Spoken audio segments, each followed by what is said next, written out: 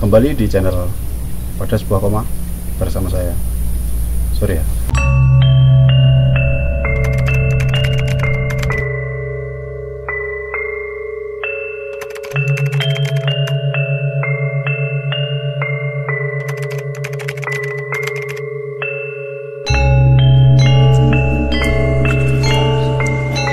Hari ini kita berada di Kabupaten Boyolali, tepatnya di Kecamatan Sepogo, dan di belakang saya sudah ada candi yang sangat cantik yang bernama Candi Lawang, atau dalam bahasa Indonesia Candi Pintu.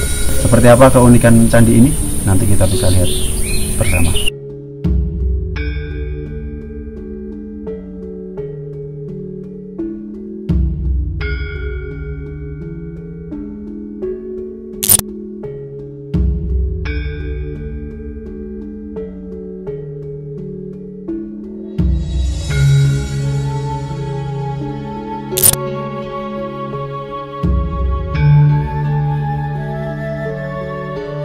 Jadi Candi Lawang ini teman-teman, candi yang cukup unik ini berada di sekitar rumah penduduk.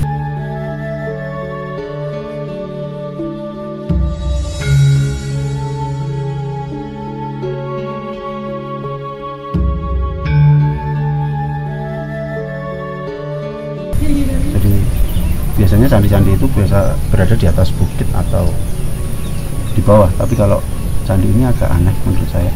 Jadi di sekeliling ini itu rumah penduduk, dan candi ini cukup keren. Walaupun bisa teman-teman nanti lihat, hanya terdapat kaki candi dan badan candi itu pun tidak utuh, atap candi sudah tidak ada. Jadi cukup unik kalau menurut saya. Jadi nanti teman-teman bisa lihat di atas itu terdapat sebuah yoni yang cukup besar.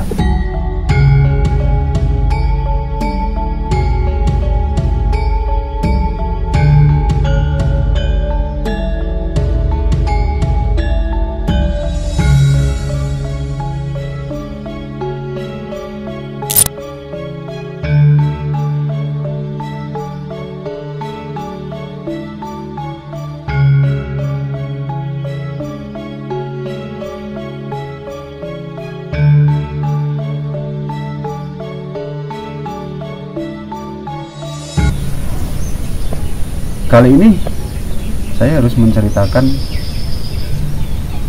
bagaimana kisah yoni itu. Seperti yang kemarin sudah saya ceritakan ketika berada di Candi Glero, itu kisah Samudra Mantana versi Mahabharata.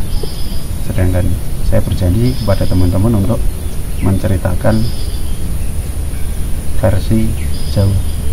Mengapa berbeda? Karena zaman waktu itu Hindu Jawa ini ingin terlepas dari cerita Mahabharata. Itu yang membuat saya membaca di beberapa kitab babat tanah Jawa itu cukup lucu, cukup aneh. Ceritanya sangat berbeda dengan kisah Samudra Mantana versi Mahabharata atau versi India. Jadi versi tanah Jawa ini sangat keren kalau menurut saya. Jadi Jawa itu diapit oleh dua laut yang sangat besar, Laut Jawa dan Samudra India. Waktu itu Laut Jawa ini semacam terombang-ambing. Jadi dia butuh pemberat. Untuk bisa tenang Laut Jawa ini.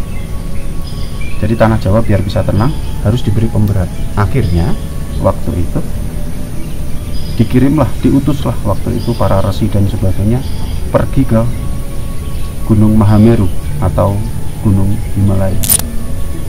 Mereka potong Gunung Himalaya itu dan dibawa ke tanah Jawa. Potongan Gunung Mahameru itu ditaruh di Jawa bagian barat, atau tepatnya di Jawa Barat. Seketika itu Pulau Jawa miring ke barat. Jadi agak aneh butuh pemberat, tetapi ditaruh di Jawa Barat, Pulau Jawa miring ke barat. Akhirnya diambil lagi gunung ini, Gunung Mahameru ini, dan dibawa ke Jawa Timur. Jadi ketika proses pemindahan ini dibawa terbang, potongan-potongan kecil-kecil ini berjatuhan di sepanjang Jawa Tengah dan Jawa Timur. Itu yang membuat Jawa Tengah dan Jawa Timur banyak sekali gunung berapi. Sampailah ke Jawa Timur dan ditaruhlah potongan Gunung Mahameru itu di Gunung Penanggungan. Gunung Penanggungan itu terletak di antara Kabupaten Mojokerto dengan Kabupaten Pasuruan. Gunung Penanggungan yang seperti Gunung Himalaya atau Mahameru, bukan klaim sembarangan. Nanti akan saya buktikan. Jadi Gunung Penanggungan itu disekelilingi oleh 8 gunung kecil.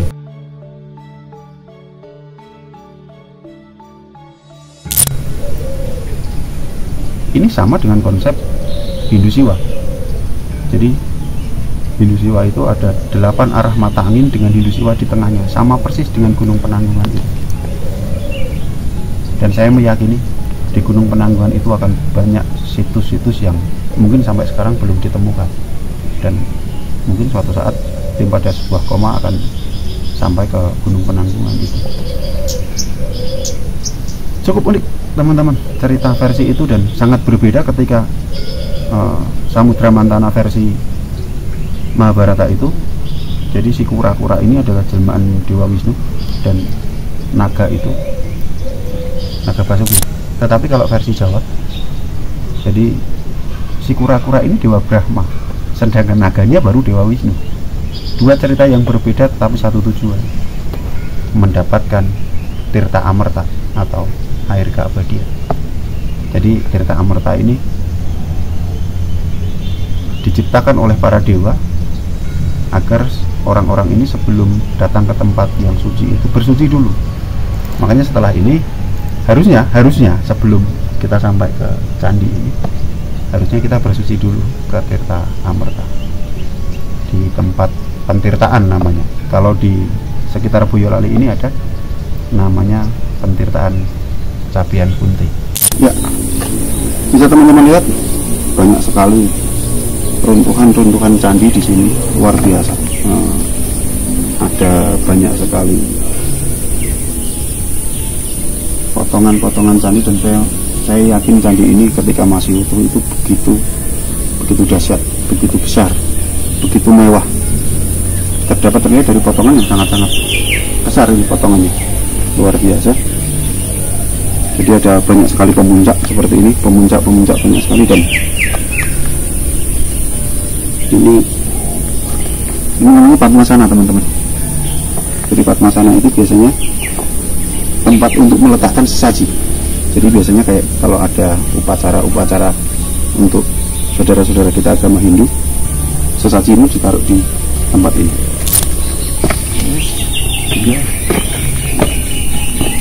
Kita sudah berada di depan pintu masuk Candi Lawang, dan harusnya ini ada makara di sini atau hewan laut, tetapi kemungkinan ini belum selesai dipahat, karena saya melihat ada, kalau nanti teman-teman lihat ini ada semacam kayak ukiran. Itu mungkin dimaksudkan untuk dibikin ikan. Biasanya kalau bentuk ikan ini akan disebut dengan ikan atau gajah mina.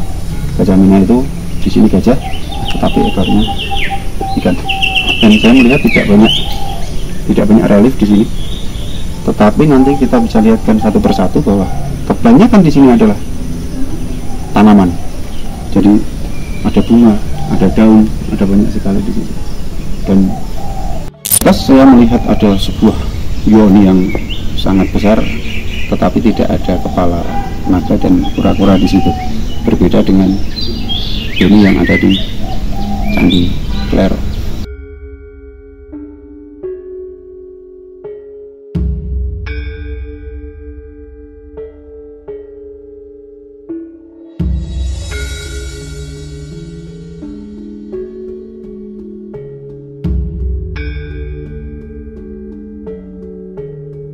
Bukan pada sebuah pemandangan. Kalau kita tidak menelusuri apa yang ada di sini. Ketika kami datang, sebetulnya kita dilarang banyak cerita di sini karena kalau kita menceritakan semuanya akan banyak hal yang terungkap. Tetapi satu yang pasti, lawang itu atau pintu itu bukan pintu sembarangan. Jadi pintu yang ada di situ itu, kalau bagi saudara-saudara kita yang dalam tanda kutip bisa mengerti hal-hal mistis atau hal gaib, pintu itu menuju dimensi yang lain. Kemana itu? Wow, alam. Jadi buat teman-teman pecinta uga-uga bisa datang ke tempat ini atau ke Candi Lawang ini dengan sejuta kemistisan yang luar biasa. Tetapi tim pada sebuah koma tidak akan merambah ke situ karena kita hanya mengeksplor sejarah yang ada di tempat ini. Ini luar biasa.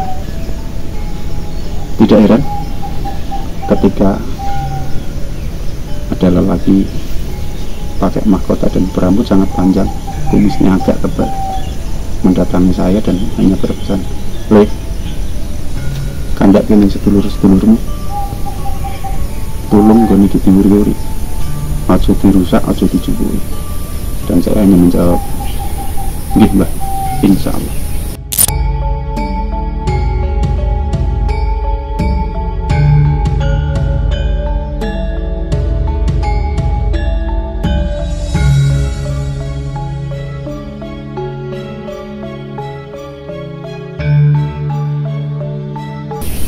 Itu teman-teman, sedikit cerita dari saya, explore hari ini, explore sejarah hari ini. Semoga menginspirasi kita semua untuk selalu menjaga tempat-tempat seperti ini agar selalu tetap lestari. Jangan ada ketakutan, kuatkan iman, tetap percaya pada Tuhan, karena kita hidup berdampingan.